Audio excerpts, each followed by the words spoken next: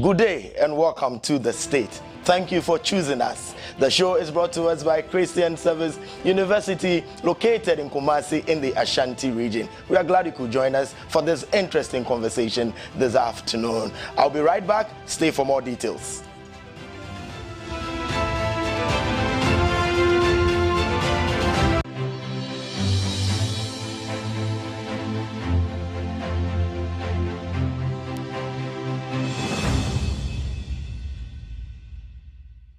The Christian Service University, a fully chartered private university in Ghana, is inviting applications for admission. Undergraduate programs include BSc Nursing and Midwifery, Computer Science, Information Technology, Bachelor of Business Administration, BA Communication Studies, Planning and Social Development, and Theology with Administration. Postgraduate programs include MSc in Accounting and Finance, Monitoring and Evaluation, Corporate Planning and Governance. We have MA MPhil Communication Studies, MA Christian Ministry with Management, Event Management, MPhil English and Mathematics Education. With quality, faculty and state-of-the-art facilities, we blend academic work with entrepreneurial mindset in all our programs. For more information, please call 0246 275375, 0240 154825, or 0244 596603, or visit our website www.csuc.edu.gh. CSU is located at Odenaho Kwadaso on the Kumasi Obuasi Road, 100 meters off Star Junction. Choose CSU today to secure the future of Africa. And to make him better known. That's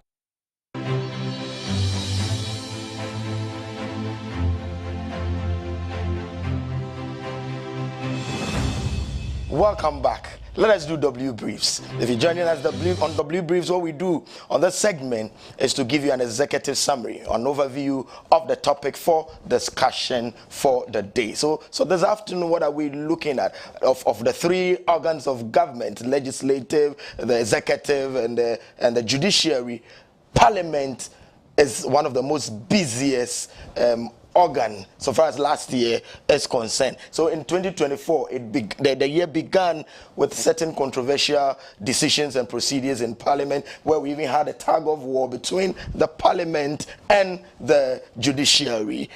With the election of new members of Parliament every year, every 4 years of the Fourth Republic, Ghanaians this particular year, or the election of the parliamentarians the last time, sat on edge because of what happened 4 or 5 years ago with the 8th Parliament.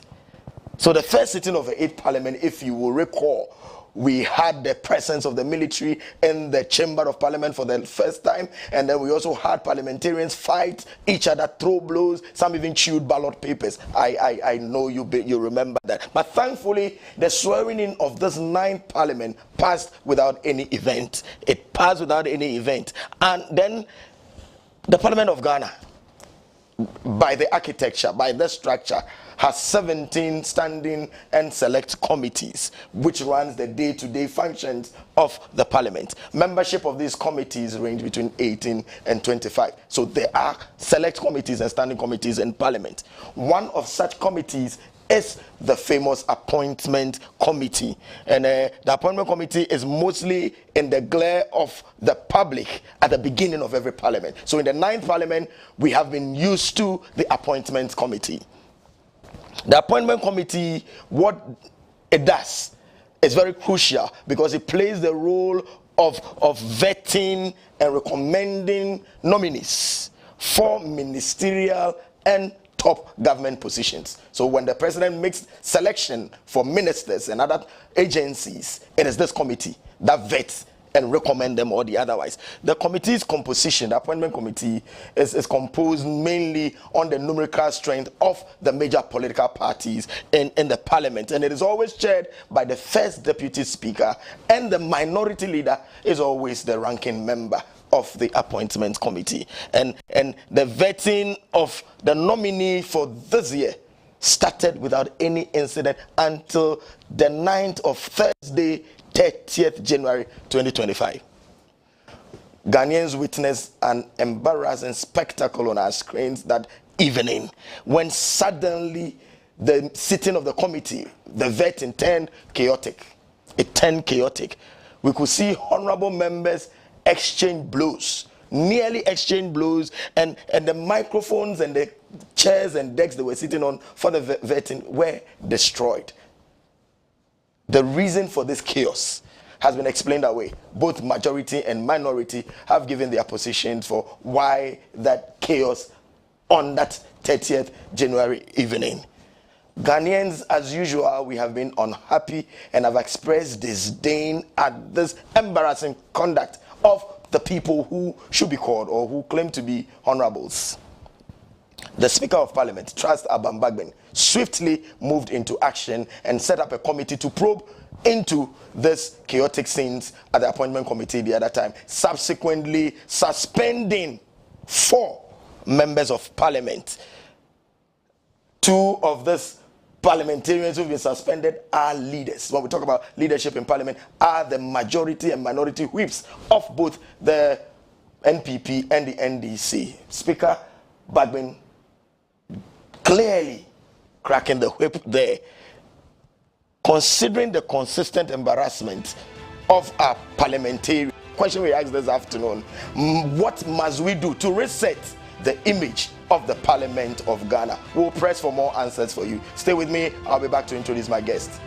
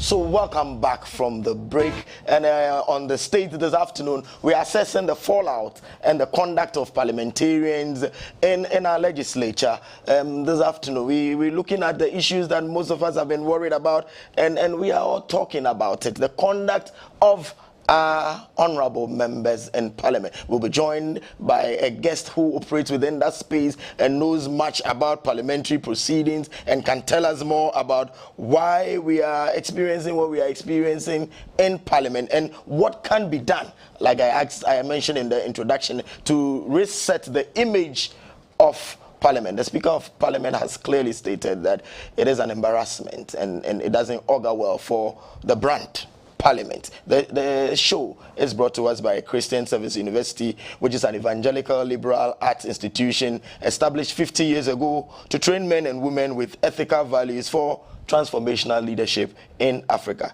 Admissions for the 2024-2025 academic year is in progress for undergraduate and postgraduate programs.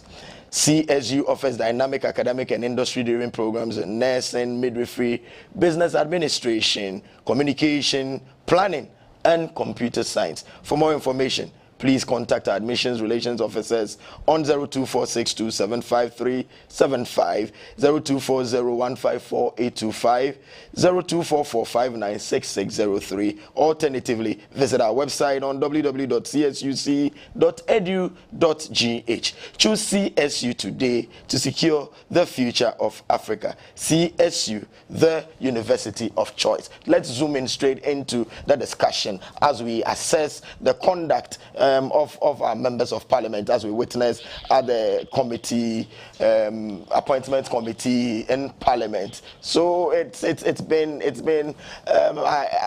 back and forth. Some Ghanaians have even lost interest in following the sitting of the appointment committee. But we're going to assess the fallout of the conduct of our legislators in our 9th parliament.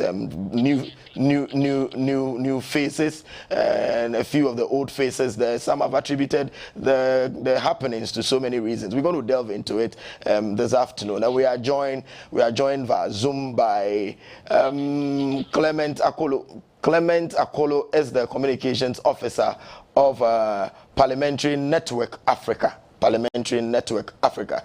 Clement, good afternoon and thanks for joining us. Good to have you on the state.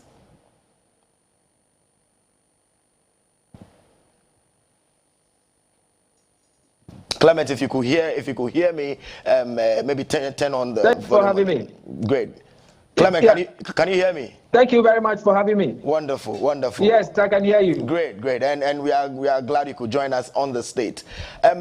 First off, Clement, can you tell us a bit about your network, Parliamentary Network Africa? What do you do?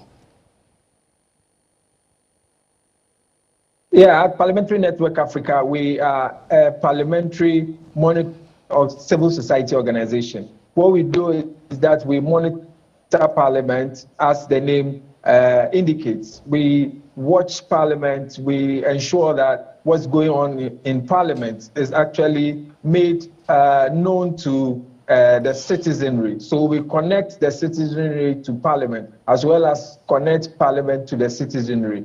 And we at Parliamentary Network Africa, we pride ourselves as being the champions of open parliament in Africa. So we ensure that parliaments in Africa are very open. So what we do in Parliament is that we watch the process and then we give recommendations where they need be, and also provide some capacity building to our members of Parliament and people who are connected to Parliament. Great, great. I'm enthused about the fact that your operations go beyond Ghana, the shores of Ghana. It means you have the privilege of monitoring the processes of other parliaments in Africa. So let us see what is happening currently in Ghana, comparing to other jurisdictions, other parliaments. Is it new? Is it strange?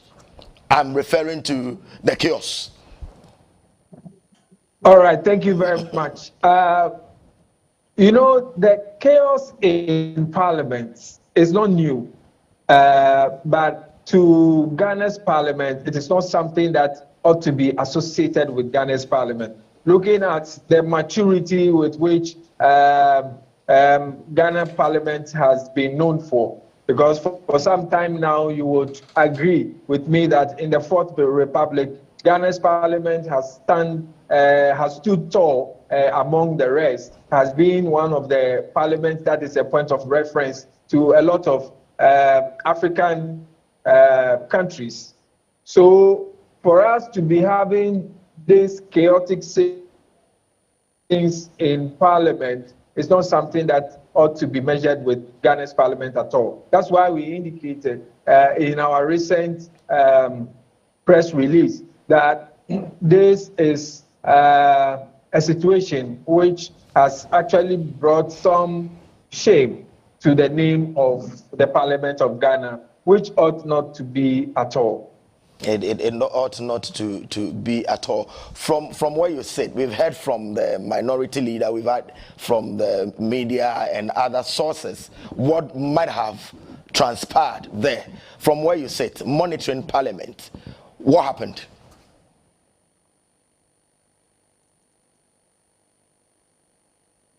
Clement, if you could hear me, I wanted to know if yes, I wanted to know if you had first-hand information on what really happened on 30th January, Thursday evening, when all of a sudden the appointments committee sitting turned chaotic. What do you know that we don't know? All right. So on the day when the vetting was going on, the minority side were saying that they had had enough because they thought that they were going to just vet only 3 people. And then the majority side impressed on them to extend it to 4. And then after that, it went to 5. And then before they could see, they had requested for another person and had outlined a lot more people to join the vetting seat. And they said that no, it was already late. It was around 10, and therefore they were not going to allow any more vetting until the following day. And the majority was also bent on having the vetting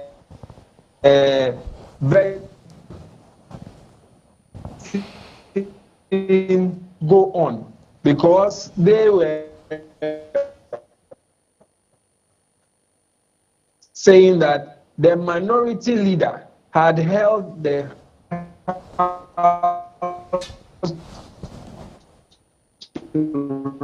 ransom and had allowed a lot of time to pass by just trying to vet one. The minority decided that they were not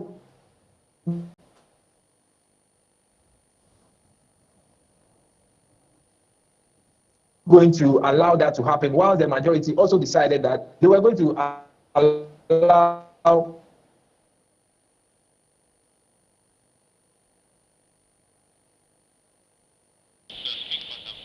we seem to be having a we'll reach him on phone. We seem to be having a challenge with the Clement Zoom link. It keeps just moving itself. So we'll work the line and get Clement back online. So before that, he was narrating to us. I asked him where he sat as a Parliamentary Network Africa.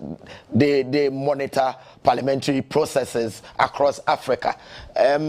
We saw it on the screens. We were watching our TVs around 10 p.m. and then we suddenly that chaotic scene. So we're asking him from where he sat. Perhaps in their work, they might have chanced on what might have triggered that sudden chaotic scene that we might not be aware of. And Clement was walking us through, obviously, I think what we all know and have read by that. So before the line tripped, that was what Clement was walking us through. What was really on. Clement, if you could hear me, you were telling us the majority minority.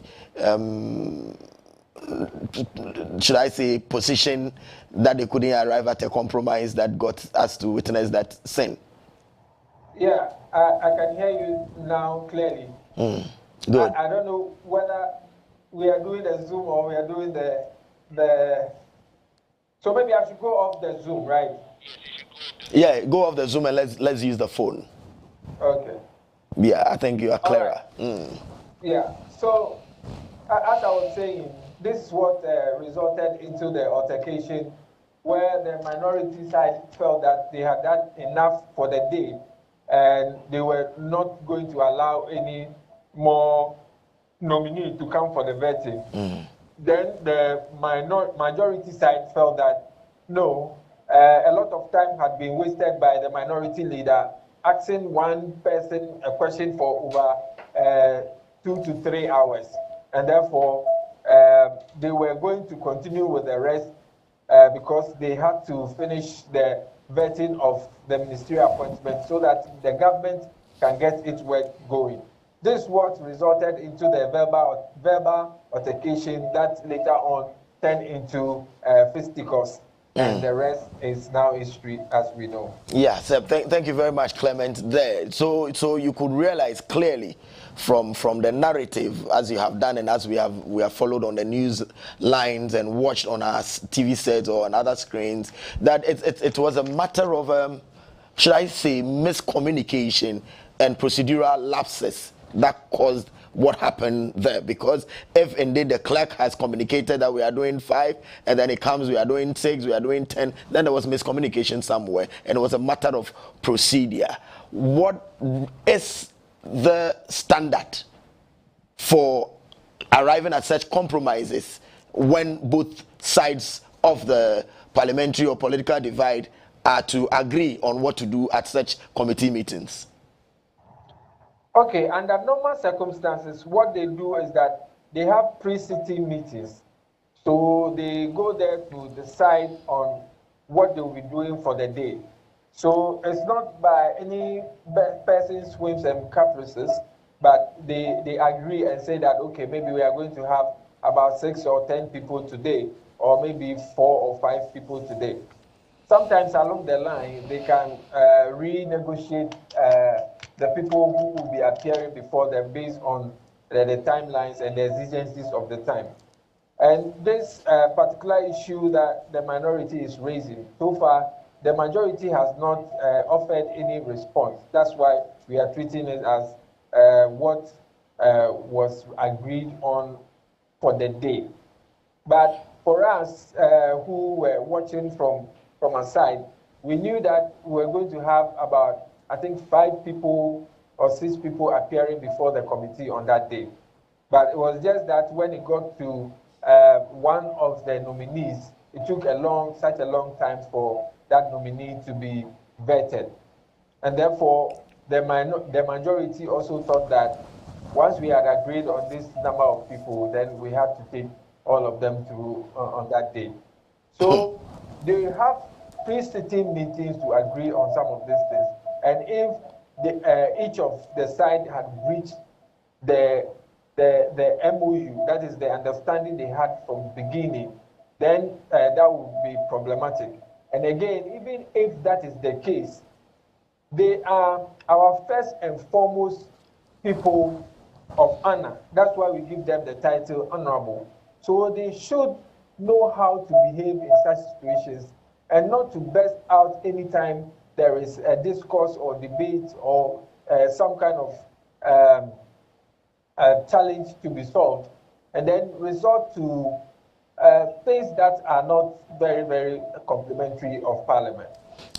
Yes, that was Clement Akolo. He is the communications officer for Pan-Africa, for Parliamentary Network Africa. Parliamentary Network Africa. He speaks for that organization that monitors parliamentary processes and proceedings in Africa. So viewers, if you are just joining us, this is the state, and this afternoon we are looking at the ministerial vetting. We are assessing the fallout of the conduct of our members of parliament. And Clement has been judicious and gracious by walking us through what is or what ought to be the standards as they observe parliamentary proceedings and processes across Africa. Clement, to get our viewers back on the discussion we are having, that brings me to the fact or the point where I will ask that these members of parliament, don't they receive orientation on how to handle, we'll talk about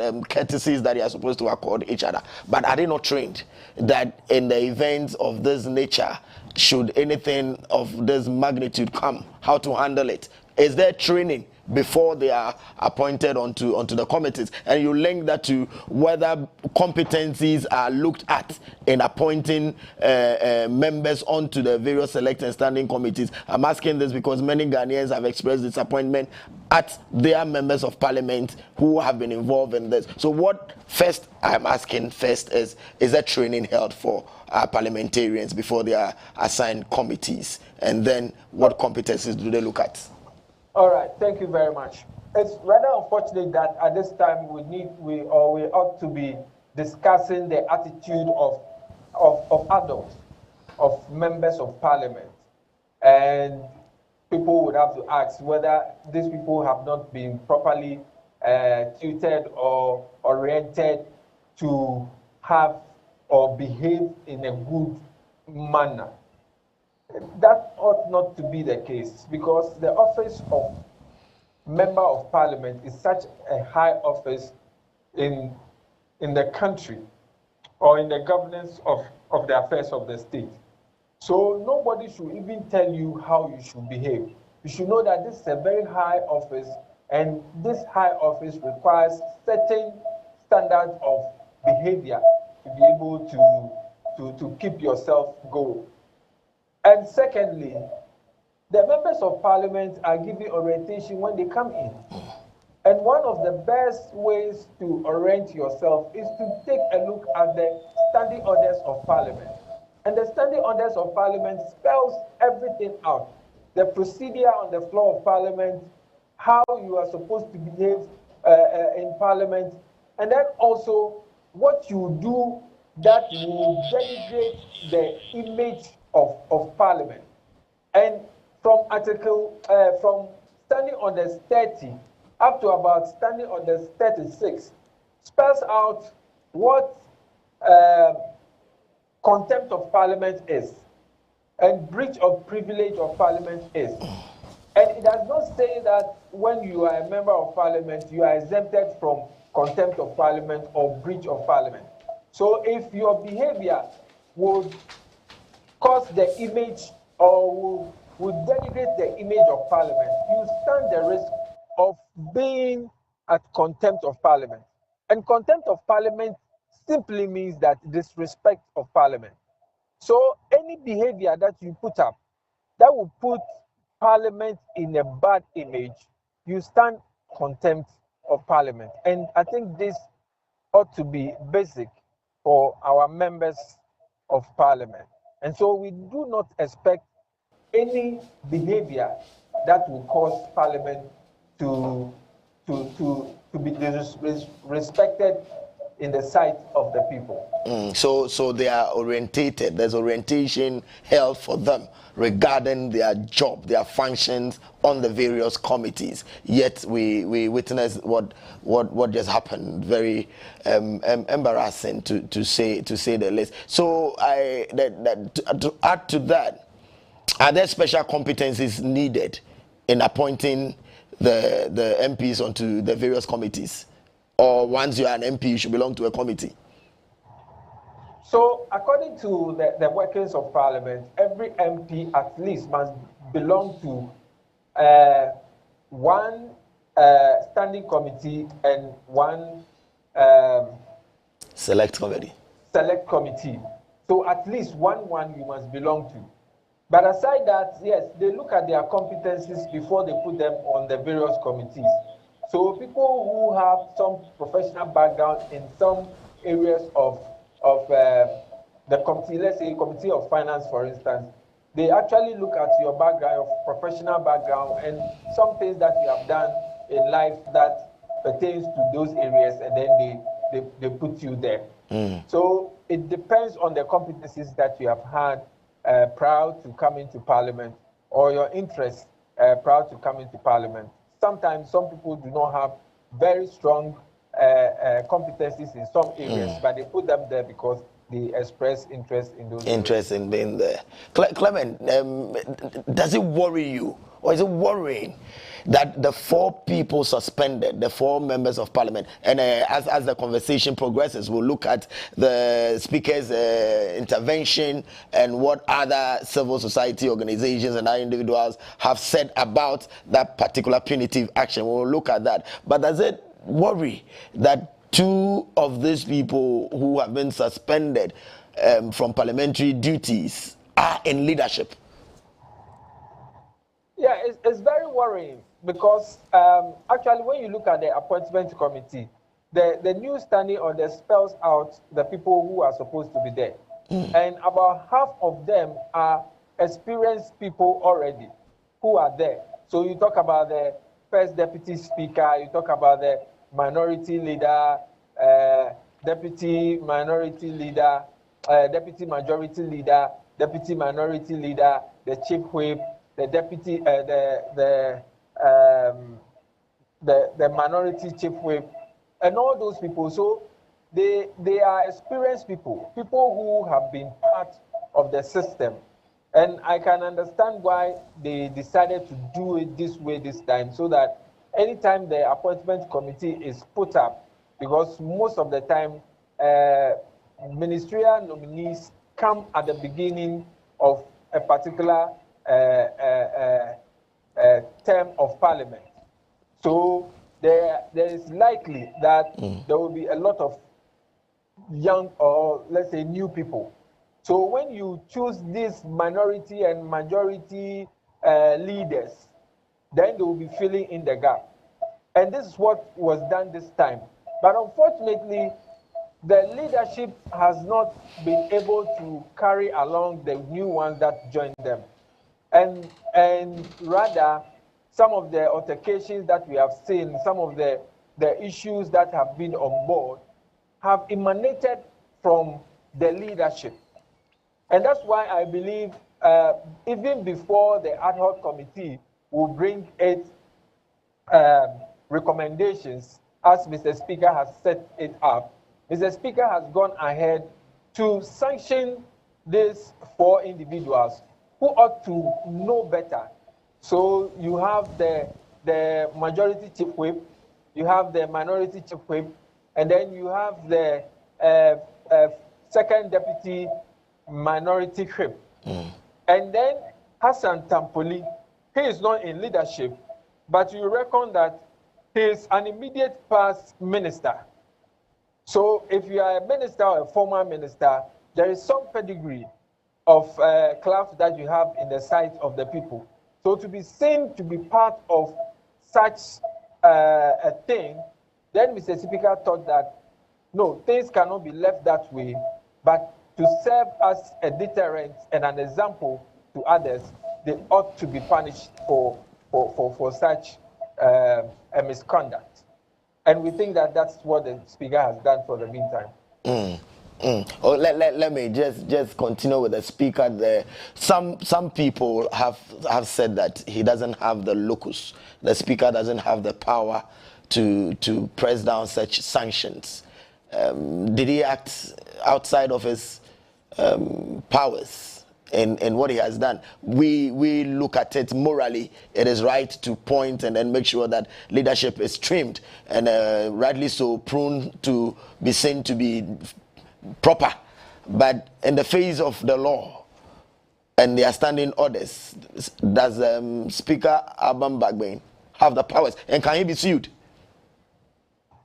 All right, thank you very much. We've heard the minority actually indicate that Mr. Speaker does not seem to have the authority to be able to exact some of the disciplinary measures that he has taken. We don't want to challenge them on that because it's their right to protest whichever way. But first of all, we would have thought that they would have gone ahead, first of all, to condemn some of the things that happened at the vetting committee, because we all agree that it is not something that is befitting of our members of parliament. So even if we want to contest the position that Mr. Speaker has taken, I think that the right thing ought to have been done, first of all, to condemn that particular act. Whatever happened there was not in the best of taste, so we would have done that. Now, taking that out of the way, for our reading or our study of the standing orders of Parliament, and also our understanding of how Parliament works, we think that Mr. Speaker or Speaker of Parliament is the head of the institution of Parliament. And he has the duty to keep order in the House and to ensure that Parliament runs the way it's supposed to be run.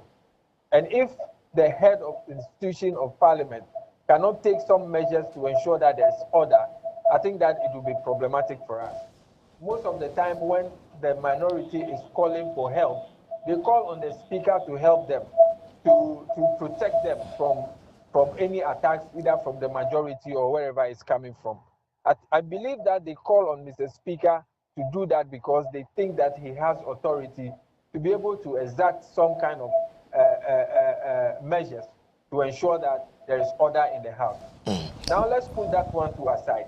When you go to the standing orders, Standing Order 5 actually gives Mr. Speaker the authority to be able to interpret the standing orders in a way that is fitting.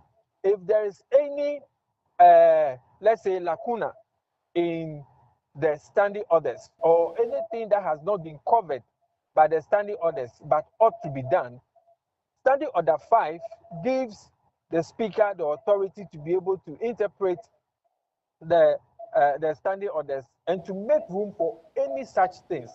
So when Mr. Speaker was giving his ruling or his directive, he preceded those directives with this Standing Order 5 that we are talking about. So I don't want to stretch it too much, and I also don't know whether those who are also saying that Mr. Speaker doesn't have the authority are also stretching it too much. But in our reading of the standing orders, for now, we think that Mr. Speaker was right in his authority to be able to issue some of these measures in order to forestall some of the chaotic scenes that we are seeing in Parliament, which is unbecoming of this Parliament of Ghana. You know that similar things happened in the 8th Parliament, and then nothing really was done about it. Now it's escalating and rearing its head in this 9th Parliament. If we don't take any decisive measures to ensure that these things are nipped in the bud, it means that going forward, the stakes are going to be high, and we are going to see even worse things. And what is going to happen is that, you know, Parliament is the fulcrum around the democracy, around which democracy revolves. If we lose respect for this Parliament, then it means that we are doomed, and our democracy will be in grave danger. We will be in great danger indeed. We side with the Speaker that something ought to be done. But those who contest it, we are not the law, we are not the Supreme Court, but we are expressing that we think that he has taken a decision that is in the interest. That is in the interest. Quickly, before we take a breather, Clement. So the action, though, your network and others who belong to your school of thought believe that to forestall decency in our processes in Parliament, the Speaker acted right. But they argue that it is not grounded in law. His action, his decision is not grounded in law. In that you have denied the people of these constituencies where these people represent presence in parliamentary proceedings and duties for this time, and duties that you have suspended them. The 2 weeks you have suspended them. The people have been deprived of representation in major national decisions and issues that will be taken. Let me say that the Constitution itself foresaw that there is a need at a point in time that when some people cross certain lines, actually in Parliament, there are these disciplinary measures that should be taken against them. So the Constitution and the standing orders talks about 4 days, 8 days, 12 days suspension, and it can even go to the extent of being expelled from Parliament, actually removing you completely from Parliament. That is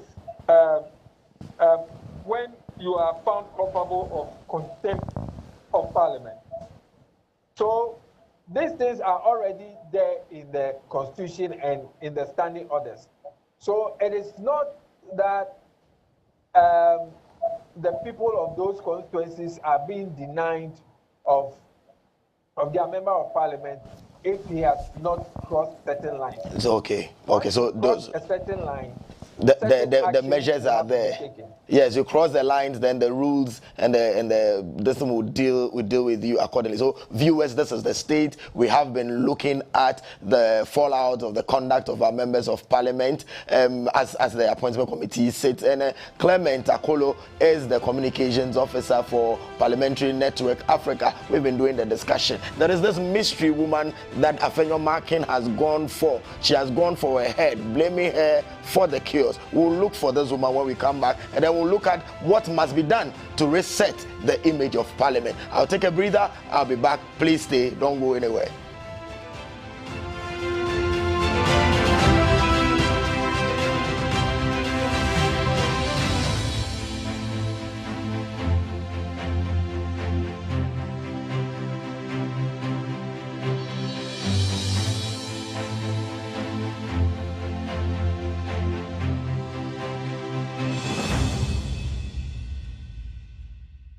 The Christian Service University, a fully chartered private university in Ghana, is inviting applications for admission. Undergraduate programs include BSc Nursing and Midwifery, Computer Science, Information Technology, Bachelor of Business Administration, BA Communication Studies, Planning and Social Development, and Theology with Administration. Postgraduate programs include MSc in Accounting and Finance, Monitoring and Evaluation, Corporate Planning and Governance. We have MA, MPhil Communication Studies, MA Christian Ministry with Management, Event Management, MPhil English and Mathematics Education. With quality faculty and state-of-the-art facilities, we blend academic work with entrepreneurial mindset in all our programs. For more information, please call 0246 275375, 0240 154825, or 0244 596603, or visit our website www.csuc.edu.gh. CSU is located at Odinaho Kwadaso on the Kumasi Obuasi Road, 100 meters off Star Junction. Choose CSU today to secure the future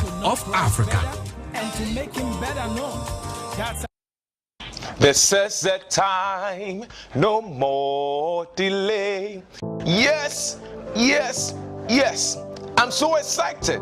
This is the time. No more delay. Call a friend to call another that it is time for the young people to connect right here on WTV. Welcome to 𝐲𝐬𝐿, where we connect youth to Christ. The future is here.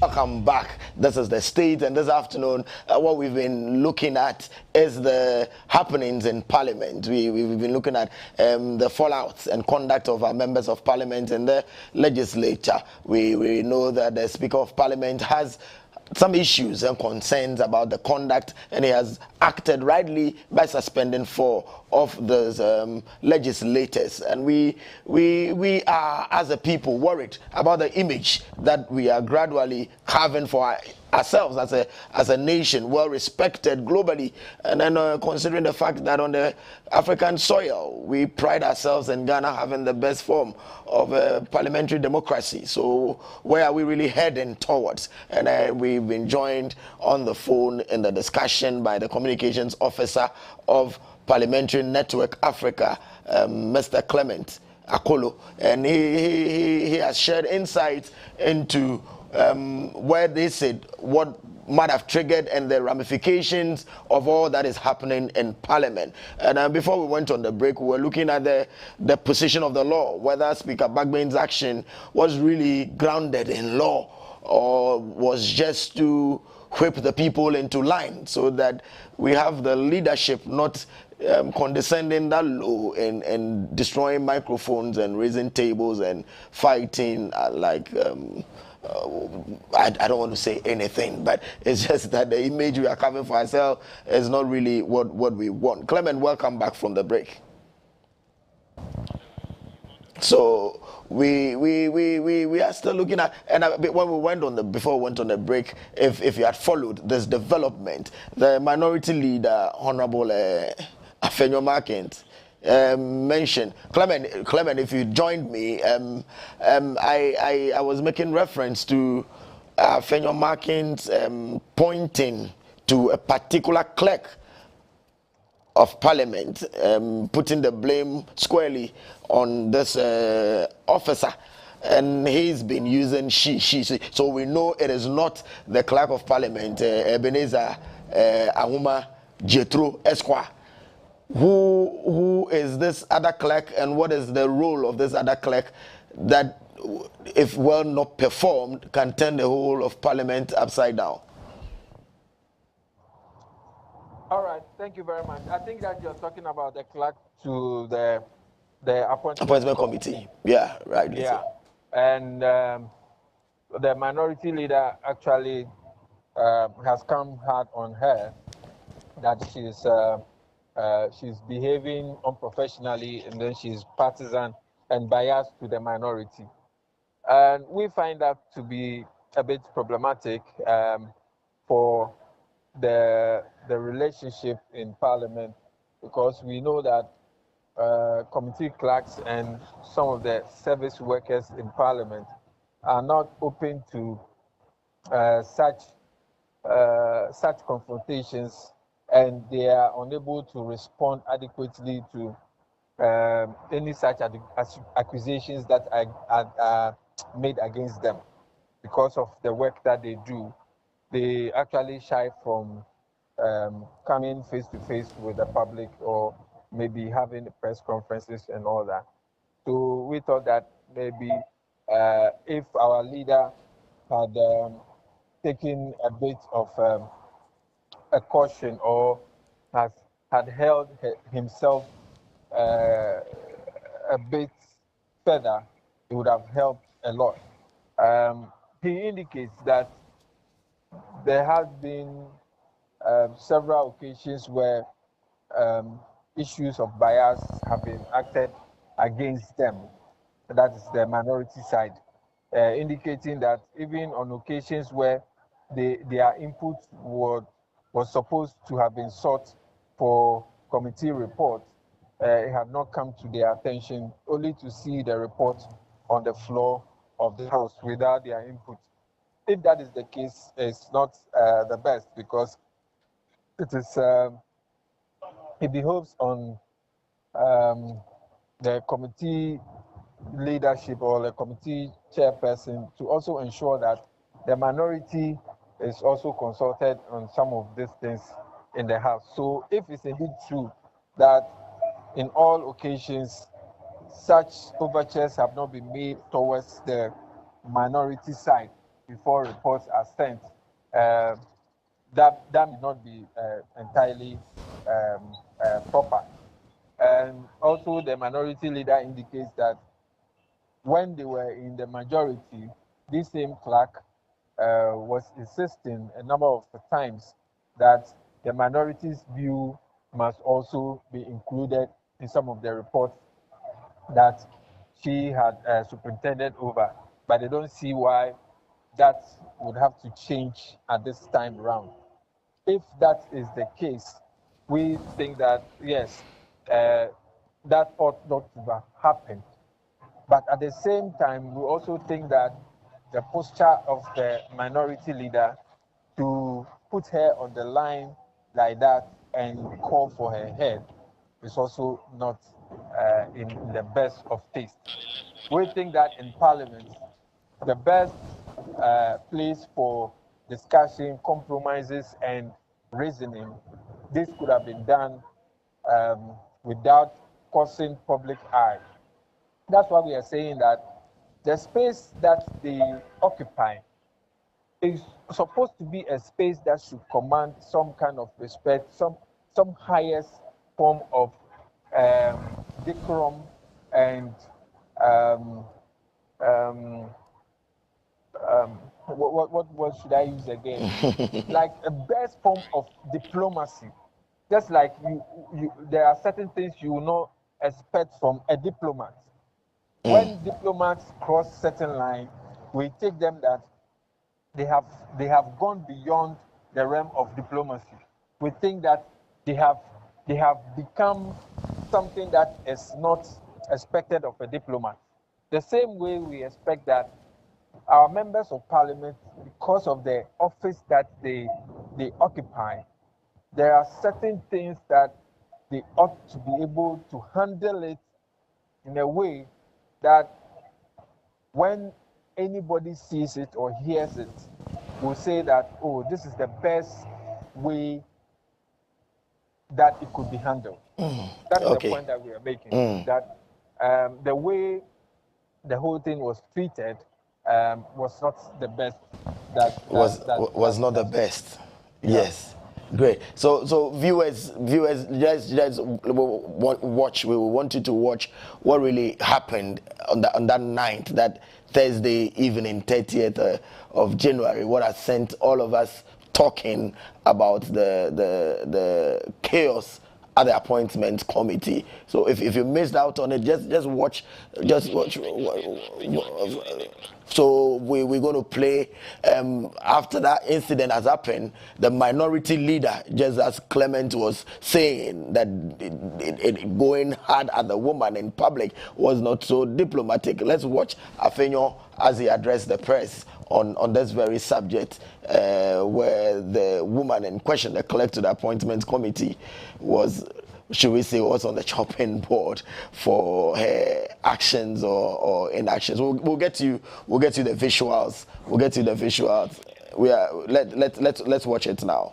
Members to do. Honorable members, can there be some order? If the clerk thinks that she's a party clerk, she will see if the clerk to the committee thinks she's here to do NDC business, she will see how to do it. If the clerk to parliament, there was a call for a meeting, there was a call for a meeting, we all agreed to have a meeting this morning. You, Chief, your phone, we are waiting to have a meeting so that we can all do it. Who said we are against vetting? Then you, the clerk, when we were in power, so you would insist that until you get the minority, you won't call a meeting. You don't even notify us. You are doing your business. Do this clerk. Is that the way a civil servant should be? It's a shame on you. Do this clerk. It's a shame on you. Do this clerk. If you want to destroy parliament, we will not spare you. You call it. Don't get to come for me. Do this clerk. Do this clerk. No. We will engage. Do this clerk. We all agree. We are not against your government. We are not against your government. We are cooperating that we should have a meeting. You should be fair to us for the meeting. You should be fair to us. You should be fair to us. We will help you. We are ready to help you. Don't mistreat us. Don't mistreat us. The fact that we are minority, don't mistreat us. We have helped you. No. Yeah, so that was the minority leader, 𝐖𝐓𝐕 𝐊𝐚𝐬𝐞ɛ𝐛ɔ there. You could see not in the best of moods, angry at the clerk for the appointment committee. Clement, he was justified if he wasn't treated fairly, or his side was not treated fairly.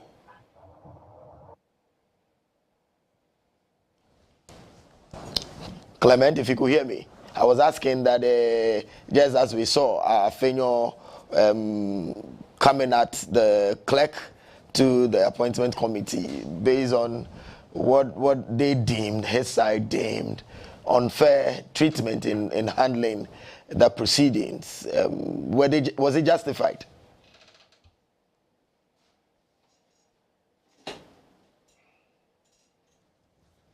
We seem to be having challenges with Clement and on the line, but the view we will work it out if we get Clement on. Like Clement, you are back online. I was asking that what we showed our viewers a few minutes ago was 𝐻𝐕 𝐊𝐚𝐬𝐽𝐻 in the middle of the committee sitting, going hard at the clerk for what he was not so happy about on behalf of his side. Was he justified? Yeah, so as I was explaining earlier on, some of the reasons he gave, I was saying that if that was the case, that at all times when the reports have been sent to Parliament, they have not been included, or their views have not been included in it, then that's unfortunate, because you don't want committee reports to be just one-sided. Then on what basis did you have the minority as part of the whole process? So if their leader is there and you have a report written from the committee, at least the minority leader should have a copy, or their leadership should have a copy, so that they can also reconcile the situation. Now on this occasion, he was saying that they were having a caucus meeting of a sort or something like that, and before they could say Jack, the meeting had been started. But if you go further, you realize that on that day, the chairman was saying that they had an agreement to start the meeting at a particular time. So when the time was up, he indicated and wanted the meeting to start, so he pushed for the meeting to start. I'm not too sure whether it is entirely the fault of the clerk of the House that the meeting started without the minority there at the time. Maybe some of the blame should also go to the speaker, the chairman of the committee as well, for ignoring the presence of the minority and to go ahead. With it. He also had his own reasons why he felt that maybe enough notice had been given for the meeting to start, And if the minority side were not coming, then they will go ahead and start the meeting. Great. Clement, in 1 minute, the Speaker has set up a committee to probe into what might have gone into all this. What will the committee be looking out for? Okay, so the committee have been given the mandate to go and look at what happened on that particular day, on the voting day, on the 30th of January, to identify all those who were involved. Any thing that happened there, they should check it and also give a recommendation as to who did what, and give a recommendation as to what should be done, and also take notice of all the damaged things, everything that has been damaged on that day. It should be properly put together, and then these people will be surcharged to actually pay for the damages that have been caused to the public property. Sure. And report back to Parliament within 10 days, starting from last Friday. And today, the committee held their first meeting to indicate their readiness to start their work on Wednesday. On Wednesday. So just a while ago, about some 2 hours ago, they indicated that they are indeed ready to start their work, their investigation. Great. So moving forward, how do we reset the image of Parliament? So I believe that Mr. Speaker has kick-started a revolution that we think may go a long way to restore the sanity of Parliament. That is with regards to some of the negative attitudes that we have seen from members of Parliament. It appeared in the past that there wasn't any mechanism or any disciplinary mechanism for misconduct in Parliament. And even if there were any of those, there wasn't any political will or the will by the authorities to be able to will those powers. But Mr. Speaker has set the ball rolling, has set the tone that he is ready to go by the dictates of what is in the standing orders as well as the Constitution, even to the extent of maybe expelling or suspending or doing what the standing orders say.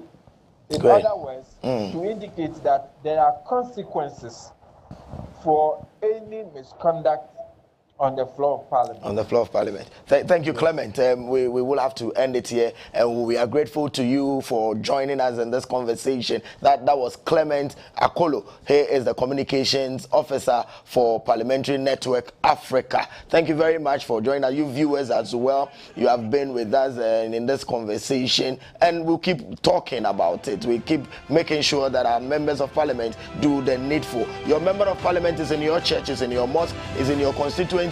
Tell them, Honorable, we are watching. Please conduct yourself well. The show has been sponsored by Christian Service University, located in Kumasi in the Ashanti region. Let me say thank you.